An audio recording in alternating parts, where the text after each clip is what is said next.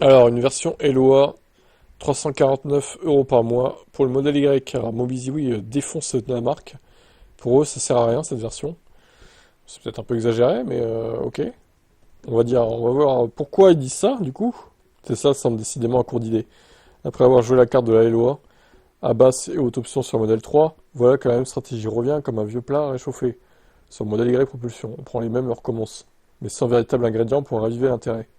Est-ce une réaction désespérée face à la baisse du bonus psychologique en 2025? Une tentative d'atténuer l'effet des frasques d'Elon Musk qui ternissent l'image de la marque?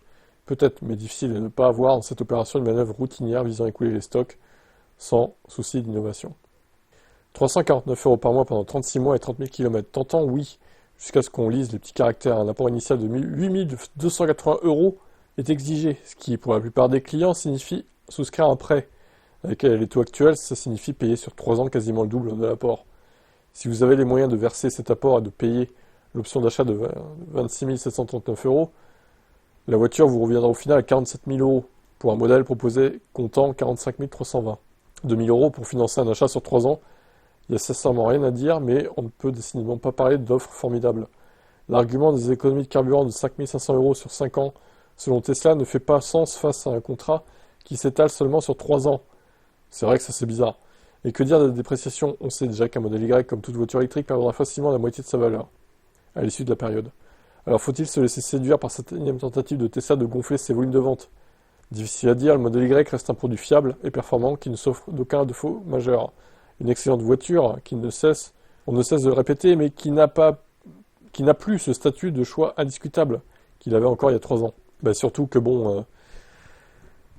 on sait que les gens rayent les Tesla maintenant. Si c'est une loi, en plus, si votre voiture est rayée, il va falloir payer la réparation absolument avant de restituer la voiture, surtout si vous l'achetez pas à la fin. Ça va être compliqué, quoi. Hein. Il y a aussi ce risque, hein, mine de rien. Attendre une baisse des tarifs dans les prochaines semaines semble être la seule stratégie rationnelle. Rappelons également qu'à ce jour, le modèle Y est toujours non éligible au bonus écologique, mais devrait très logiquement le redevenir. Dans ces attentes, et à moins que Tesla ne trouve enfin une vraie nouveauté à offrir, on passera son tour. L'apport est trop gros, je pense que c'est ça le problème. En plus, kilométrage annuel, 10 000 km seulement, c'est pas beaucoup. Hein. Pour un modèle Y, franchement, 15 000 aurait été mieux, au final. Et un apport moins gros, genre 4-5 000 peut-être. Mais bon, c'est comme ça. À voir si cette offre prendra ou pas. Est-ce que c'est intéressant selon vous?